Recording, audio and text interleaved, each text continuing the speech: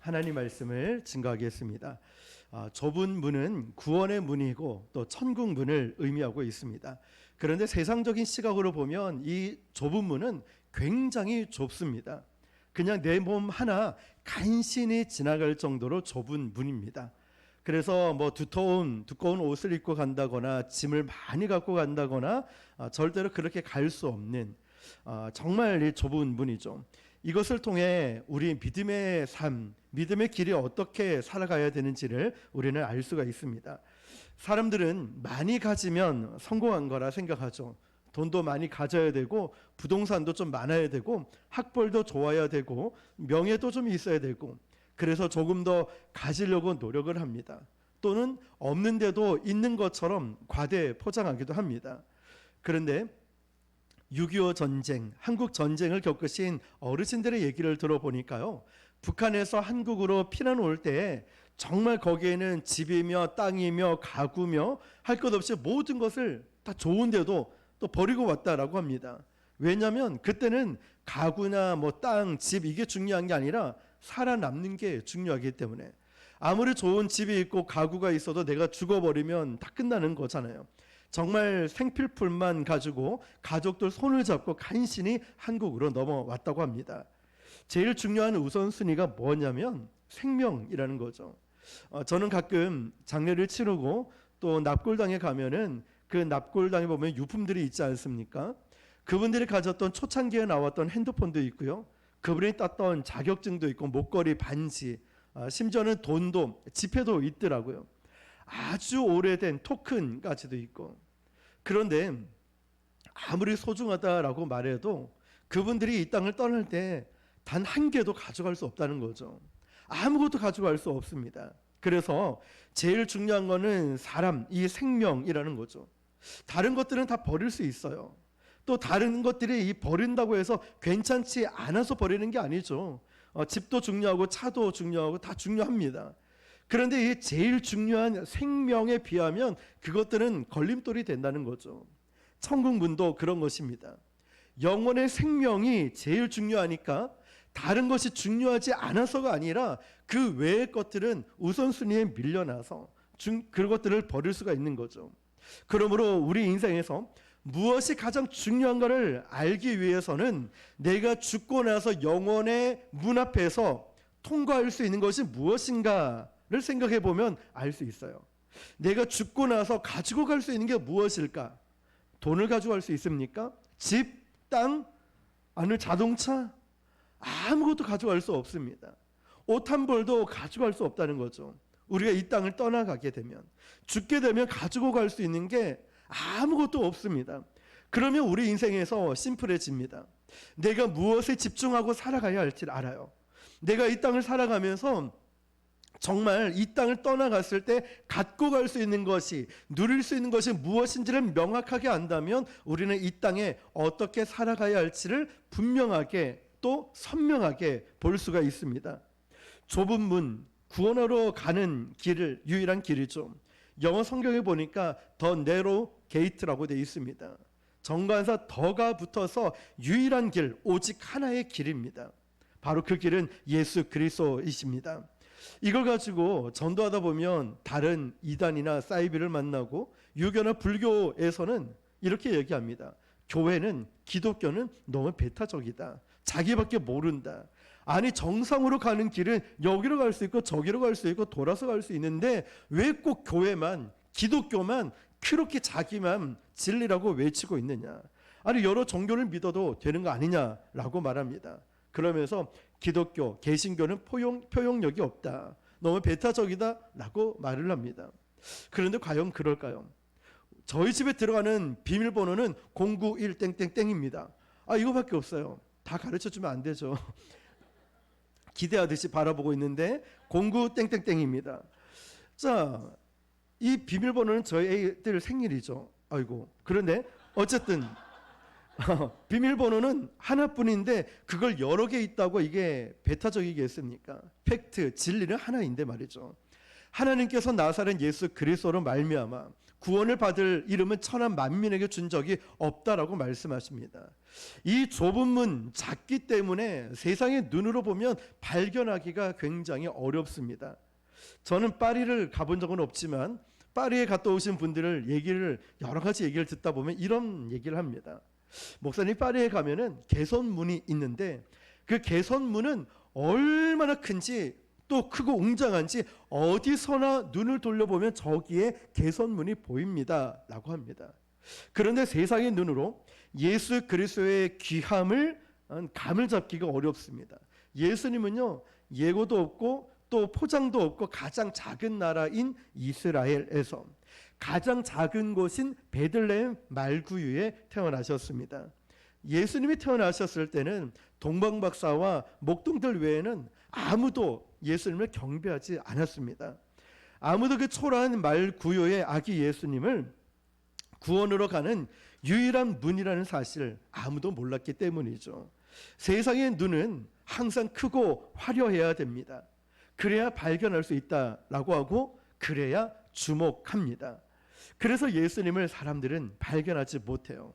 많은 사람들이 주님을 만날 때 자기들이 언제냐면 내가 가진 것을 잃어버렸을 때 좁은 문을 발견하고 예수님을 발견합니다. 예를 들면 사업을 하다가 파산했을 때, 명예를 잃어버렸을 때, 건강을 잃고 입원했을 때 희한하게도 그렇게 보이지 않았던 좁은 문이 내가 병들어 입원하고 사업이 망하고 물질의 어려움이 있고 배신당하고 이럴 때 그 좁은 문이 그렇게 크게 보여요. 평소에 보이지 않았는데요. 그렇게 내가 애지중지했던 것을 잃어버렸을 때에 비로소 예수님이 보이기 시작한다는 거죠. 참 희한하지 않습니까?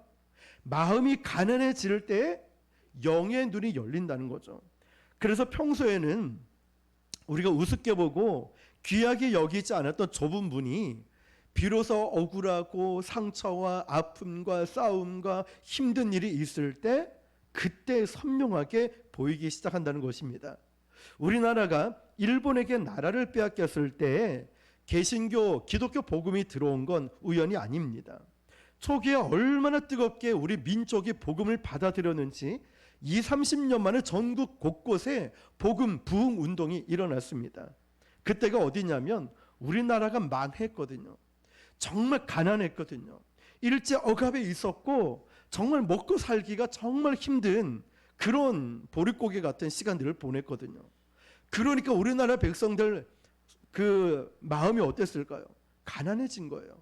먹을 것도 없죠. 입을 것도 없죠. 잠자는 것도 힘들죠. 모두가 가난해져 있어요. 그러니까 뭐가 보였냐면 좁은 문이 보이기 시작하는 거죠. 그때 잃어버린 나라를 되찾기 위해서 울분으로 감옥에 갇힌 이승만이라는 청년이 그것도 감옥에서 예수님을 만나게 됩니다. 그러면서 복음에 눈을 뜨게 되었죠. 기독교 신앙에 입각한 자유민주주의 국가를 꿈꾸게 됩니다. 우리가 세상적으로 많은 것들을 잃어버렸을 때 영의 눈이 떠져요. 잃어버렸는데 영의 눈이 떠집니다. 좁은 문이 보이기 시작합니다. 하나님을 그때 비로소 알고 만나게 됩니다. 그때 예수님이 날 위해 십자가에 죽으셨다는 사실이 얼마나 위대한 것인지 모든 것을 잃었을 때 희한하게도 선명하게 보인다는 거죠. 좁은 문은 성령께서 주신 믿음을 가진 사람만 들어갈 수 있습니다. 그런데 생각해 보면 상식적으로 저 좁은 문으로 가면 고생길이 뻔한데 누가 들어가겠습니까? 누가 그 길을 가려 하겠습니까? 주의 종, 주의 길을 가는 거 뻔히 고생길인데 누가 가려 하겠습니까? 이 길을 가면 고생길인 거 개척하고 또 우리 삶에 어려운 것 누가 들어갈 수 있을까요? 이것은요, 이성적으로 계산하고 자기 노력으로 갈 수 있는 게 아닙니다. 오늘 본문과 평행 본문인 누가복음 13장 24절을 보니까 좁은 문으로 들어가기를 힘쓰라. 마치 우리 노력으로 되는 것처럼 보이지만 그런 맥락은 아닙니다.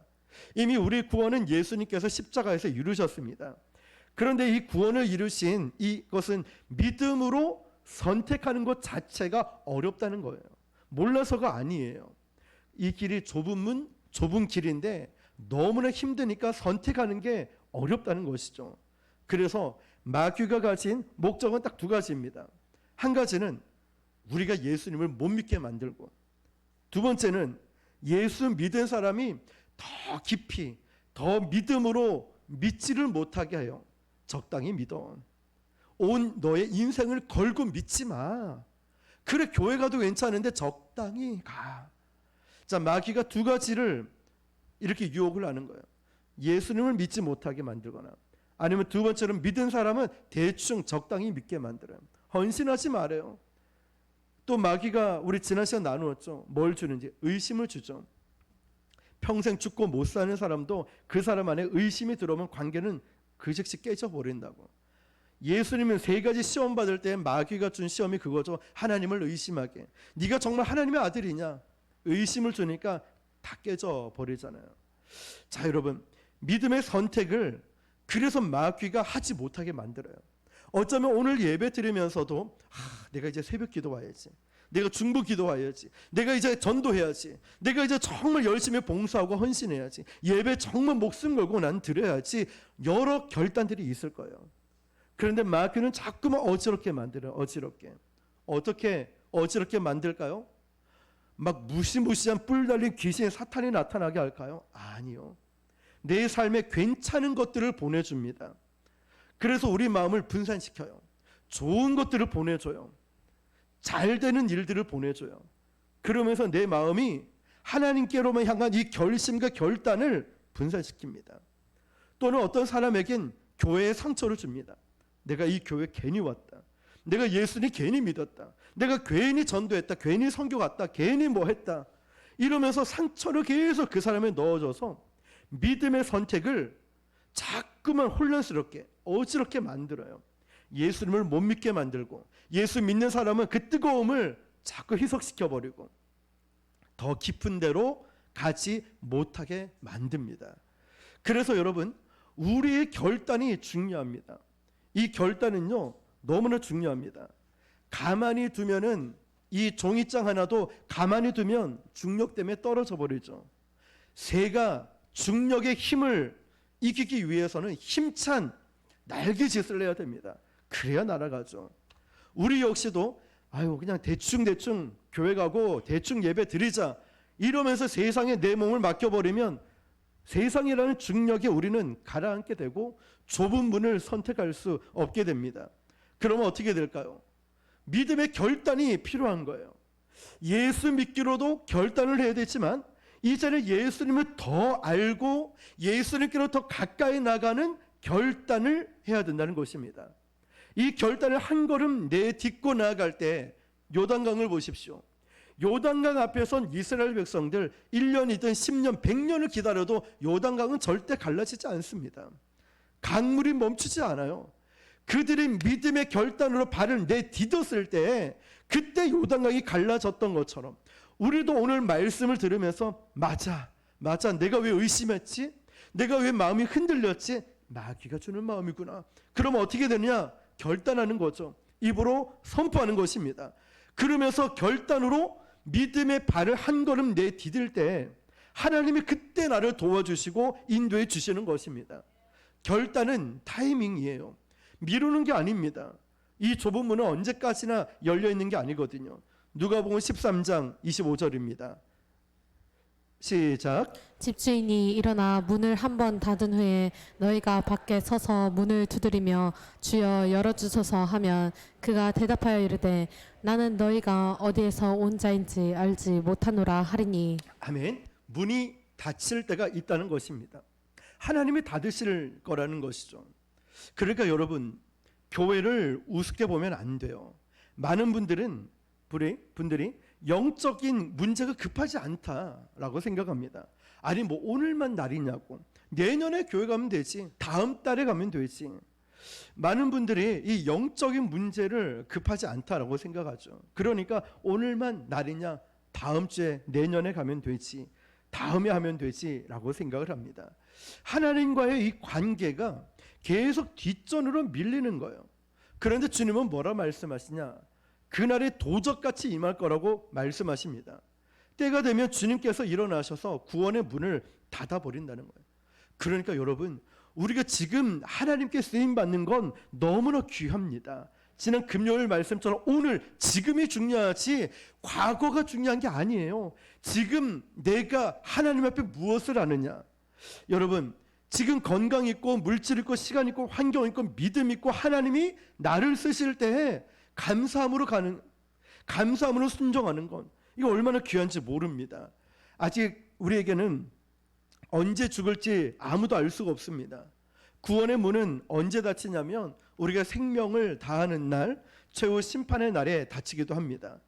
근데 그때 가장 처절한 후회가 뭐냐면 모든 열방, 모든 백성들, 다시 말하면 우리가 하나님을 믿을 수 있는 그때에 믿지 않았던 것을 후회하게 됩니다. 그래서 영적 절박함이 뭐냐면 이 기회가 지나가면 나에게 다시 오지 않을 것이라는 절박함이 있어야 되는 거예요. 그래서 은혜의 순간을 놓치지 않는 것입니다. 성경에 보면 믿음의 영웅들이 전부 다 그랬거든요. 12회를 혈루병을 걸렸던 그 여인을 보십시오. 그 여인에게 있어서 만약에 예수님이 오늘만 오시나 내일도 오시겠지, 다음 주에도 오시겠지, 내년에 오시겠지 라고 그랬더라면 이 여인에게 기적은 일어나지 않았을 것입니다. 근데 이 여인에게는 오늘 아니면 나는 기회가 없다, 이 오늘을 놓치면 나는 죽는다라는, 오늘 나는 은혜를 받고 말 것이다라는 절박감이 그를 살리게 돼요. 소경 바디메오도 예수님이 여리고 오실 때 내년에 휴가 때 오시겠지 이러지 않았다는 거예요. 오늘을 놓치면 나는 죽는다, 나는 눈을 뜨지 못한다. 이 절박감이 패션을 만들어요. 패션의 열정이죠. 절박감이 열정을 만들고 이 패션, 열정이 능력을 끌어냈다는 것입니다. 예수님의 그 능력을 이 소경 바디메오와 12회를 혈루증 걸렸던 여인의 그 열정이 바로 예수님의 능력을 끌어냈다는 것입니다. 누가복음 13장 30절입니다. 시작. 보라, 나중된 자로서 먼저 될 자도 있고 먼저 된 자로서 나중될 자도 있느니라 하시더라. 아멘. 같이 읽어볼까요? 다시 시작. 보라, 나중된 자로서 먼저 될 자도 있고 먼저 된 자로서 나중될 자도 있느니라 하시더라. 아멘. 아멘. 나중된 자는 복음을 늦게 받은 이방인이고요, 먼저 된 자는 복음을 일찍 받은 유대인을 말하고 있어요. 유대인들은 복음을 일찍 받았지만 귀하게 여기지 않았어요. 이방인은 늦게 복음을 받았지만 간절함과 절박함으로 이 복음을 끌어안았기 때문에 그들을 세계 복음화의 선봉으로 하나님이 쓰셨다는 것입니다. 그래서 이런 말이 있죠. 천국은 침노하는 자가 뺏는다. 나중된 자가 먼저 됐다. 같은 말인데 여기에 포인트는 이겁니다. 영적인 절박감이 있는가, 정말 절실함이 있는가라는 것입니다. 하나님 나라에서요, 세상적인 그런 위계 질서, 인간적인 상식, 서열, 교회를 얼마나 오래 다녔고 직분이 뭔가, 하나님 나라에서 그 중요하지 않아요. 내가 교회에서 오래 다녀서 교회 어른이다, 하나님 나라에는 그런 게 없어요. 그러면 하나님이 주목하시는 사람은 어떤 사람일까요? 하나님이 주목하시는 사람은 이런 분이에요. 항상 현재 진행형의 예배가 뜨거운 사람이에요. 지금 예배가 뜨거운 사람, 오늘 절박함으로 예배하는 사람, 바로 그 사람을 하나님이 주목하십니다. 옛날에 은혜를 많이 받았어요. 옛날에 나 봉사 많이 했어요. 옛날에 뭘 많이 했습니다 라는 사람보다 지금 항상 은혜의 앞자리에 뛰쳐나오는 사람, 헌신의 앞자리에 달려나가는 사람, 늘 구제하고 전도하며 주의 일을 지금 앞장서 있는 사람, 바로 그 사람을 하나님이 주목해 보십니다. 다윗이 그랬습니다. 10대의 다윗이 70세 된 노인이 이르기까지 다윗이 쓴 시편의 모든 예배는 뜨거운 심정으로 벌떡거리고 있습니다. 한 번도 이 예배를 기회를 미룬 적이 없습니다. 광야에서 목숨의 위태로움이 있을 때도, 가난할 때도, 부하들에게 배신을 당할 때도요, 다윗은 항상 은혜의 자리를 놓치지 않았습니다. 그러니까 하나님이 이 다윗을 축복해 주시는 거죠. 우리 본문을 다시 한번 읽어볼게요. 좁은 문으로 들어가려면 좁은 길로 가야 되는데 13절 14절 시작. 좁은 문으로 들어가라. 멸망으로 인도하는 문은 크고 그 길이 넓어 그리로 들어가는 자가 많고 생명으로 인도하는 문은 좁고 길이 협착하여 찾는 자가 적음이라. 아멘. 여기서 잘 보시면 좁은 문, 좁은 길이 나옵니다. 신앙이라는 것은 단순히 좁은 문으로 들어가는 구원받는 사건으로 끝난 것이 아니라 구원받는 자가 살아가야 될 삶을 나타냅니다. 그게 어떤 거냐면 좁은 문으로 들어갔으니 거기는 좁은 길이 있다는 것이죠. 그래서 주님께서는 구원의 문을 통과한 자는 구원받은 자가 살아가야 할 길이 있다는 거예요. 그 길은 예수님이 이렇게 말씀하시죠. 내가 곧 길이요 진리요 생명이라고. 예수님이 가신 그 길을 따라가야 한다는 것입니다. 그런데 이 길이 쉽지가 않습니다. 고난의 길이죠. 좁은 문, 좁은 길을 가기 위해서는 자기 자신을 포기하는 대가를 치러야 됩니다. 예수님을 믿고 나서도 우리의 옛사람이 살아있죠. 세상적인 성정, 혈기, 감정 이런 것들이 아직도 살아있어요. 왜냐하면 나는 죄에 대해서 죽었다라고 선포를 하는데 죄는 우리에 대해서 죽지 않았거든요. 그래서 우리 안에 옛사람의 잔재가 남아있어요. 조금만 영적으로 긴장을 놓지 않으면은 계속 들불처럼 막 마음속에서 혈기가 세상적 유혹들이 세상적인 어떤 혈기 막 이런 게 계속 일어납니다. 돈을 찾게 되고 명예를 좋아하고 편한 거를 찾고 사람들의 칭찬에 이끌리는 옛사람이 계속 내 마음속에서 들꽃처럼 막 일어나는 거죠. 그래서 우리가 세상적인 쾌락이 있고 유혹이 있고 세상적인 게 너무 좋아 보여요. 그러면 이걸 어떻게 이길 수 있을까요? 어떻게 이걸 극복하고 좁은 길을 갈 수 있을까요? 세상적인 어떤 유혹과 쾌락보다 더 큰 은혜의 예배를 날마다 드리는 거예요. 그래서 날마다 극복해 나가는 거예요. 예배의 은혜로 충만해지면은 우리는 오뚜기처럼 다시 일어날 수 있는 거예요. 옛 잔재들이 옛날의 습관들이 세상적인 것들이 내 안에 불쑥 나올 때마다 우리가 계속 예배를 통하여 그 은혜를 받는 거예요. 예배 시간 통하여 하나님의 은혜를 받는 거예요. 그러면 우리는 예수님을 믿으며 좁은 길을 가게 되는 것입니다. 세상적인 집착을 버린다는 거죠. 그런데 여러분, 요즘 우리가 사는 세상을 보면은 적당히 살기 좋아진 것 같습니다. 최근에 어떤 리서치를 보니까요, 코로나가 끝나고 나면 많은 성도들이 온라인 비대면 예배에서 오프라인 대면 예배로 올 것인가 라는 조사를 했습니다. 얼마나 돌아올 것인가 보니까 생각보다 느리다는 것이죠.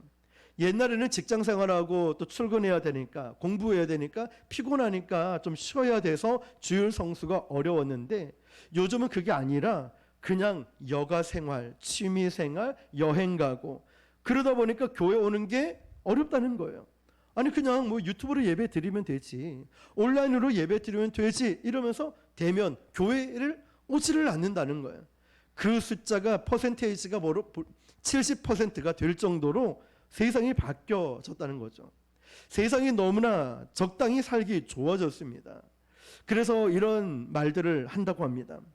한국이 세상이 살기 좋아지다 보니까 천국은 가고 싶은데 조금 늦게 가고 싶다는 거예요. 세상이 너무 재밌으니까 신앙이 느슨해졌어요. 아니 목사님 저 천국 가고 싶어요. 갈 건데 좀 천천히 가고 싶어요. 세상에서 좀 즐기고 싶다는 거죠. 그래서 우리는 의도적으로 우리 신앙에 훈련이 필요합니다. 좀 세상을 집착하고 세상 향락과 세상을 즐기고 있는 것도 내려놓음이 필요해요. 그래야 좁은 길을 갈 수 있습니다. 좁은 길을 갈 때 세상 사람들이 박수 쳐주지 않아요. 아시죠 여러분? 우리 코로나 전도할 때 사람들 믿는 사람조차도 얼마나 조롱하고 핍박한지 아십니까? 저희는 거기에 신경 쓰지 않았어요.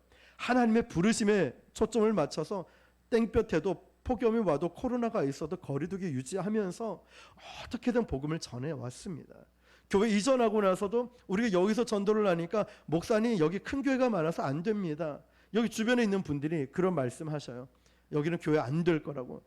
그런데 지금 전도하다 보면 우리 교회를 얼마나 좋아하고 칭찬하는지 모릅니다.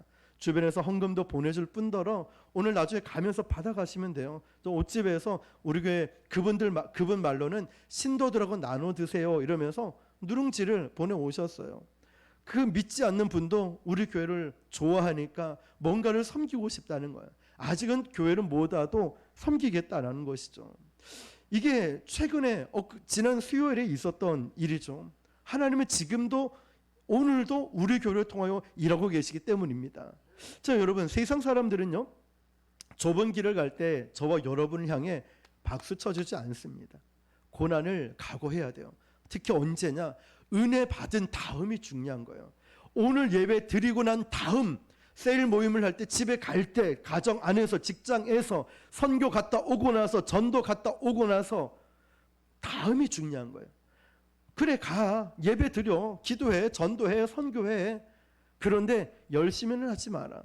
끝나고 나니까 계속 공격이, 은혜 받은 것 2배, 3배 이상으로 영적인 공격들이 옵니다. 근데 우리는 알아야죠.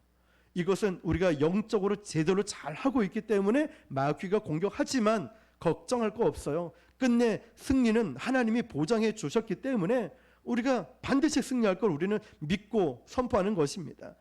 세상 권세 잡은 마귀가 알고 있어요. 마귀가 딱 잡고 있기 때문에 마귀의 첫 번째 타겟은 바로 저와 여러분, 예수 믿는 사람이에요. 예수 안 믿는 사람은 세상 살기 참 괜찮습니다. 그러나 우리는 그렇지 않아요. 예수님을 믿는 순간부터 마귀는 저 배신자 이러면서 우리를 공격해 오거든요. 그러니까 영적 전쟁은 피할 수가 없는 거죠. 좁은 길로 갈 때 가장 우리를 힘들게 하는 사람은 어디 있느냐? 우리 지난 설교 또 있죠. 일상의 관계 속에서 영적 전쟁이 일어난다고. 가장 가까운 사람이 우리의 핍박자가 될 수 있어요. 부모, 형제, 친구, 자녀들, 직장 동료, 우리 보고 이해할 수 없대요. 아니, 그 쥐꼬리만한 월급 받아서 살기도 빠듯한데 11조를 한다고? 이해 못합니다. 이 뜨거운 날씨에 전도한다고? 지금 뭐 된다고? 자꾸만 예배 드린다, 헌신한다, 교회 간다. 가장 가까이 있는 사람이 우리를 공격해 옵니다. 좁은 길로 갈 때 그런 고난이 오는 것이죠. 이 고난이 올 때 우리가 어쩌면 하지 말아야 될 기도는 이거예요. 빨리 여기서 벗어나게 해달라고. 빨리 여기서 벗어나게 해달라고. 근데 여러분, 하나님이 우리에게 고난을 주신 것은 그냥 주신 게 아니거든요. 고난에는 목적이 있어요. 그런데 빨리 벗어나게 해달라, 피하게 해달라. 여러분, 우리는 이 어려움과 이 고난을 통하여서 은혜의 힘으로 이 역경과 고난을 돌파해 나갈 때 하나님이 우리에게 주신 은혜와 예수님을 닮은 제자로 업그레이드 되는 거예요. 성장과 성숙이 이루어지는 것입니다. 그래서 우리는 고난을 없애달라, 만나지 않게 해달라는 기도가 아니라 고난을 이길 수 있는 힘을 주십시오, 이런 기도를 드려야 되는 것입니다. 그래야 내가 예수님을 닮은 제자로, 성숙한 성도로 살아갈 수 있기 때문이죠. 종교의 자유가 있는 부유한 나라의 크리스천들은 어려움이 오면 이렇게 기도한다고 합니다. 주님, 이 어려움이 빨리 우리를 떠나게 해 주십시오. 그런데 진짜 어려운 상황 속에 있는 제3세계 핍박받는 나라의 지역의 크리스천들은 어려움이 오면 이렇게 기도한다고 합니다. 주여, 이 어려움을 이길 수 있는 힘을 우리에게 주시옵소서. 기도의 결이 다르지 않습니까? 피하는 것이 아니라 이길 수 있는 힘을 달라고 하는 것이죠. 신실한 중국 지하교회 지도자였던 알렌 요한이라는 형제가 있습니다. 중국 지하교회에 선한 영향력을 끼치고 있었는데 전도하다가 어느 날 공안에게 체포가 되었습니다. 21년간 중노동형에 처해졌는데 중국 공안 당국이 그의 의지를 꺾기 위해서 일부러 시베리아 근경에 가장 춥고 힘든 지역에 이 알렌 요한을 보냈습니다. 노동을 시켰습니다. 수많은 사람들이 알렌 요한의 석방을 위해서 1년을 기도하고 2년, 5년, 10년을 기도해도 이가 석방되지 않다가 나중에 풀려나게 되었습니다. 그런데 풀려나고 나서 서방 언론과 인터뷰를 했습니다. 하나님께서 알렌 요한 당신의 기도를 듣지 않으시고 그러니까 이렇게 늦게 석방된 거 아니냐, 하나님에 대한 원망이 없습니까? 라고 물어봤더니 알렌 요한 형제가 환하게 웃으면서 이렇게 말을 합니다. 아니요, 하나님에 대한 원망 전혀 없습니다. 하나님은 우리의 기도에 응답해 주셨습니다. 저는 러시아 국경에서 제일 춥고 힘든 곳에서 월동 장비 하나 없이 지급받지 못하고 기차칸을 이어붙이는 100만 개를 저는 이어붙였고요. 그 노동을 할 때 수많은 사람들이 손가락에 동상이 걸려서 다 손가락 절단하고 했는데 나는 한 번도 안전사고 일어난 적 없고요. 100만 개의 기차칸을 이어붙였고요. 옷도 제대로 못 입었는데 한 번도 저는 동상에 걸린 적도 없고 감기에 걸린 적도 없습니다. 이것이야말로 그 나를 위해서 수많은 성도들에 대한 기도에 대한 응답 아니겠습니까? 이 얘기를 듣던 중각 공안 당국 사람들도 깜짝 놀라면서 어떻게 이런 고백을 할 수 있지? 기도를 할 수 있지? 예수를 믿게 되었다는 것이죠. 하나님은 우리의 기도에 응답해 주신 것입니다. 그러면서 중국 지하 교회는 더욱더 부흥이 됐다는 것이죠. 믿음의 수준이 달랐다는 거예요. 그러니까 여러분, 좁은 문을 간다는 사실은 자체를 보면 메리트가 아닐 수 있죠. 그런데 이 좁은 문을 갈 때 우리는 찬송하면서 가야 되고요. 고난 안에서 역사하시는 하나님의 임재를 느낄 수 있어야 돼요.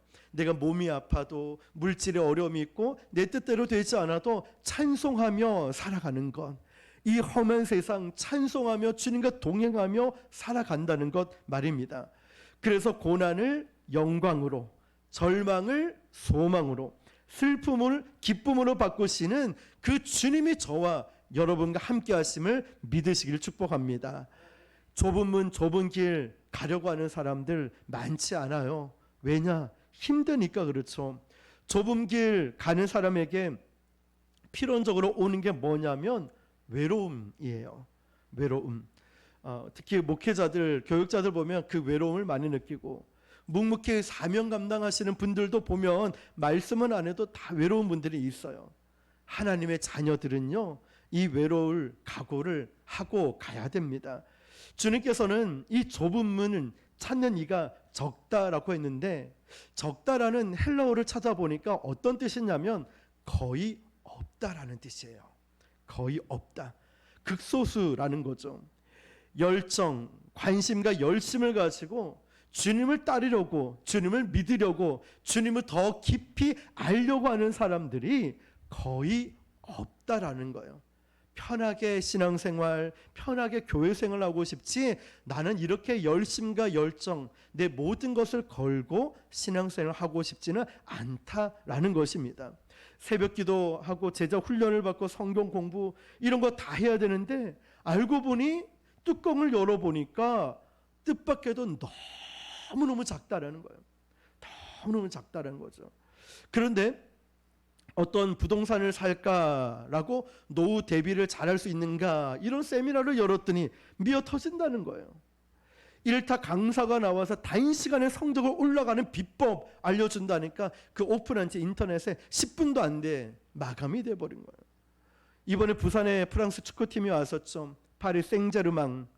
거기에 네이마르가 오고 이강인이 온다고 하니까 인터넷 열자마자 순식간에 마감이 돼버렸어요. 그러니까 그 나중에 보니까 몇 명이 왔냐? 5만 명이라는 어마어마한 숫자가 아시아드 경기장에 몰려왔다는 거예요. 그런 데는 사람들이 어마어마하게 몰리죠. 그런데 주님을 더 알기 원하는 좁은 문을 찾고 열심과 열정으로 주님께 나아가는 사람들은 너무 적다라는 거예요. 그래서 우리 주님이 마음 아파하시는 거예요. 세상은요 군중들이 많이 모이는 곳에 주목하고 뉴스에 나오죠. 댓글이 얼마나 많이 달렸는가, 조회수는 얼마냐, 시청률은 얼마냐, 여론조사가 어떻느냐, 시대 유형은 어떻느냐, 감을 잘 잡아야 정치도 하고 경제도 다 잘할 수 있다라고 말을 합니다. 그래서 우리 어떤 사람들도 사람이 많이 몰리는 곳에 거기에 주목하고 인정받고 인기에 유명세에 따라갑니다. 그러나 주님의 제자는 그런 게 아니에요. 예수님 믿는 성도들은 그런 게 아니에요. 군중들이 반드시 옳은 것은 아니거든요. 군중들이 몰려가니까 예수님을 십자가에 못 박으라고 외치지 않습니까? 군중 심리에 휘둘리지 않고 하나님의 음성을 듣는 자가 하나님의 제자이자 우리 성도의 모습인 줄 믿습니다. 여러분, 영적으로 깨어있지 못하면 세상적인 트렌드만 주목하고 따라가게 돼요. 아니, 저 교회는 이렇게 하잖아, 저 교회는 수요 예배 없잖아, 새벽기도 없는데요, 전도 안 하는데요, 자꾸만 세상적인 것에 끌려가게 됩니다. 그러나 여러분, 우리는 세상적인 트렌드와 유행에 쫓아가는 것이 아니라 믿음의 길을 가야 되는 줄 믿습니다. 그 길 끝에는 누가 계시냐면 우리 예수님이 계시는 것입니다. 만약에 여러분 좁은 문을 열고 좁은 길을 가는데 계속 고생만 한다면 누가 그 길을 가겠습니까? 이 길 끝에 가면 우리 주님이 계실 것, 또 영원한 천국이 있다는 것을 믿기 때문에 우리가 이 길을 갈 수 있는 것 아니겠습니까? 저는 전도할 때 이런 생각 들어요. 차를 한참 몰고 가다가 차를 세워놓고 전도를 할 때가 있어요. 왜 그럴까요? 그러면 저 중에 한 분이 우리 교회 올지도 모르겠다라는 생각 때문에. 그래서 부곡동에 개척하고 나서 그 교회 가다가 그냥 차 세워놓고 하루 종일 전도한 적도 있고요. 설교를 준비하고 있다가도 그냥 딱 빨리 끝내놓고 전도하러 나가요. 밤늦게까지. 왜냐하면 내일 한 사람도 안 오면 어떡하나 이런 생각에. 근데 전도하러 가면 누군가가 올 거라는 확신이 드니까. 그런데 요즘은 이제 더 큰 꿈과 기대를 갖고 되죠. 이제 이 지역 전체가 변화되기를 기도하고 열심히 전도했는데, 우리가 전도하는 많은 분들이 방송에서, 매스컴에서, 큰 교회에서 여러 사람들이 주목해 보더니 목사님 전도를 어떻게 하는지 좀 알려주세요. 우리가 이제는 지역 교회를 돕고 섬기는 일에 쓰임 받게 되고, 나중에 하나님이 우리 교회를 어떻게 쓰실까 기대가 된다는 것이죠. 만약에 이 고난의 길만 간다면 우리가 얼마나 지치고 힘들겠습니까?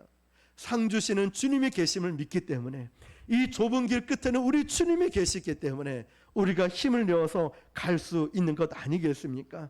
자, 여러분, 우리가 예수님을 잘 믿으면 점점 성공할 것이다 라고 말하지만, 물론 성공할 수도 있겠지요. 그러나 이제는 우리가 달라져요. 성공에 포커스를 맞추는 것이 아니라 고난의 결이 달라져요. 이제는 그 좁은 길을 어떻게 걸어가냐면, 이 길 끝에 계시는 주님이 계시지만 이 길을 걸어갈 수 있게끔 성령 하나님이 도와주신다는 것입니다. 여러분, 이 길은 구경하는 길이 아니에요. 그 곳에 들어가서 살아내야 하는 길입니다. 신앙은 행동하는 것이고, 신앙은 체험하는 거지 구경하는 게 아니거든요. 교회 와서 관객이 되면 안 됩니다. 교회 오셔서 여러분 구경꾼이 되면 안 돼요. 교회에 와서 예배를 드리고 예배를 통하여 하나님을 체험하는 곳이지, 아이고 오늘 찬양 잘하네, 아이고 설교 잘하네, 이런 구경꾼이 되면 안 되는 거예요. 교회는 군사가 필요하고 참가자가 필요한 거예요. 그래서 예배는 보는 게 아니죠. 예배는 드리는 거 아니겠습니까? 드리고 체험하는 사람의 결론은 헌신하게 되는 것입니다. 자, 그래서 은혜 받았습니다 라고 말하는 건 쉽지만 그 은혜를 내 삶에 살아내는 것은 쉽지가 않은 모습이죠. 구경하는 것은 편합니다. 아유, 좋은 말씀이네. 그러나 살아내는 것은 힘듭니다. 그런데 여러분, 희한하게도 말씀을 들었을 때는 아유, 좋은 말씀이네, 아이고 오늘 은혜 받았습니다, 딱 여기까지. 그런데 이 받은 말씀을 한 가지라도 사랑해라, 용서해라, 기도해라, 전도해라, 열심을 다해라, 제자 훈련 받아라 등등, 어떤 것든 희한하게도 그 말씀대로 내가 살아내려고 할 때 이 말씀의 능력이 그때 폭발하는 거예요. 폭발하는 거예요. 아니, 아우 말씀 좋네, 목사님 오늘 설교 너무 좋았어요, 은혜 받았어요, 거기가 끝이에요. 거기가. 근데 오늘 받은 말씀대로 내일부터 특별 새벽기도, 그래 매일은 못해도 3일은 와야지 하고 딱 결단하는 순간에 그때부터 말씀의 능력이 폭발하는 거예요. 다이너마이트처럼 폭발해버린 거예요. 두나미스, 다이너마이트처럼. 어떤 모습이든 내가 말씀대로 살아내려고 할 때 거기에 능력이 나타나는 거예요. 순종하기 시작할 때 영적 근육이 생겨요. 여러분, 우리가 다이어트 한다고 건강을 위해서 운동하기 시작할 때 땀도 나고 다리도 뭉치고 힘들죠? 근데 끝나고 나니까 몸에 근육이 생기듯이 영적인 것도 마찬가지예요. 순종하는 건 쉽지 않지만 순종하고 나니까 나에게 영적인 근육이 탄탄하게 붙어 올라가는 거예요. 아무리 좋은 약이 있으면 뭐합니까? 먹지 않는데 소용없지요. 하늘의 기쁨은요, 말씀을 순종할 때 우리를 살려내기 시작하는 것입니다. 세상 사람들은 이해할 수 없는 좁은 길을 가는데요, 내 힘으로 갈 수 없어요. 날마다 성령이 그 길을 갈 수 있도록 끊임없이 도와주신다는 거예요. 그래서 우리는 끊임없이 예배를 드려야 세상으로 빠지지 않고, 끊임없이 예배를 드려야 세상 향락에 빠지지 않고요, 끊임없이 예배를 드려야 내 영혼이 날마다 예민하게 민감하게 딱 주님과 연결이 되어 있는 거예요. 그래서 좁은 문을 선택한 사람이 끝까지 갈 수가 있는 것입니다. 이제 마지막으로 7번째를 보면, 여러분, 이 좁은 문, 좁은 길을 가는 사람들의 공동체가 바로 교회라는 거예요. 이 가는 길이 외롭지만 외로운 길을 선택한 사람끼리 우리 모여 있죠. 근데 또 희한한 게 있어요. 이런 공동체끼리 딱 모이니까 시너지가 생겨요. 힘이 생겨요. 그걸 대그룹의 우리 예배가 될 수 있지만 소그룹의 셀 모임이 될 수 있어요. 그래서 셀 모임을 할 때 우리 마음을 터놓고 얘기할 수 있어야 돼요. 직장 생활하다가 스트레스 받고 전도하다가 핍박당하고 몸이 아프고 힘든 거를 셀 모임에서 나눌 수 있어야 돼요. 그래서 셀 모임이 너무너무 중요합니다, 여러분.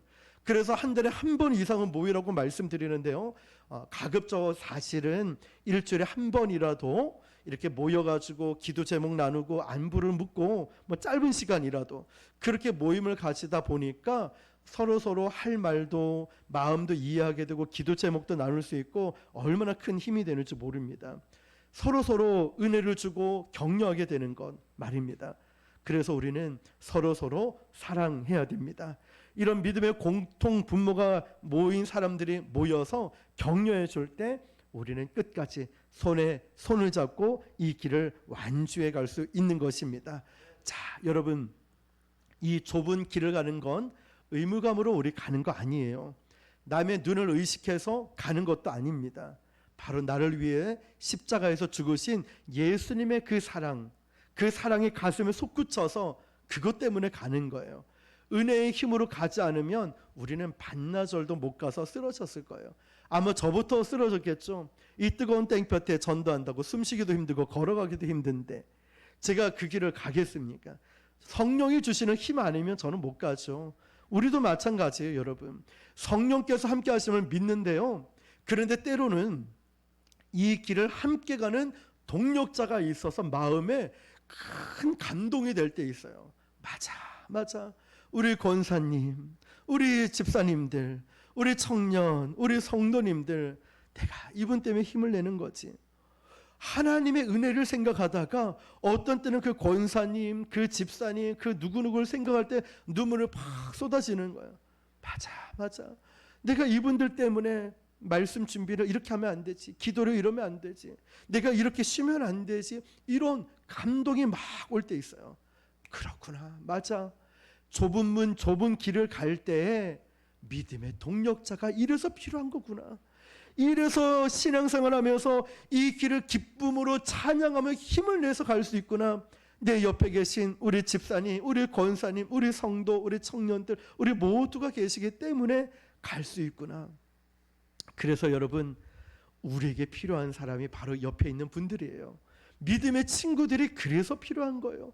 격려해주고 칭찬해주고 위로해주고 기다려주는 거예요. 변화될 때까지, 잘할 수 있을 때까지, 힘을 낼 수 있을 때까지 늘 품었고, 건강은 괜찮아요, 더운데 조심하세요, 메시지 한 번에 얼마나 하루가 힘이 납니까? 다른 사람이 메시지 보내면 이런 감동이 없는데 우리 성도님들이 이런 메시지 보내주면은 이거는요 말로 표현할 수 없을 만큼의 기쁨과 행복이 있는 거예요. 믿음의 친구들이기 때문에, 믿음의 동료자가 있기 때문에 우리는 함께 이 길을 갈 수 있는 거예요. 우리 옆 사람에게 이렇게 하면 고백할까요? 당신이 나의 믿음의 친구입니다. 우리 끝까지 함께 갑시다. 그렇습니다, 여러분. 우리가 함께 하니까 할 수 있는 것이, 저도 혼자 못해요. 여러분, 우리가 함께 좁은 문 좁은 길 쉽지는 않지만 성령의 능력과 예수님은 날 위해 십자가에서 죽으셨다는 그 사랑과 그리고 우리가 함께 가는 동력자가 있기 때문에 우리는 끝까지 함께 갈 수 있을 것입니다. 그런 좁은 문 좁은 길을 가서 우리 주님께 칭찬받는 저와 여러분 되시기를 주님의 이름으로 축원합니다. 기도하겠습니다. 오늘 주신 말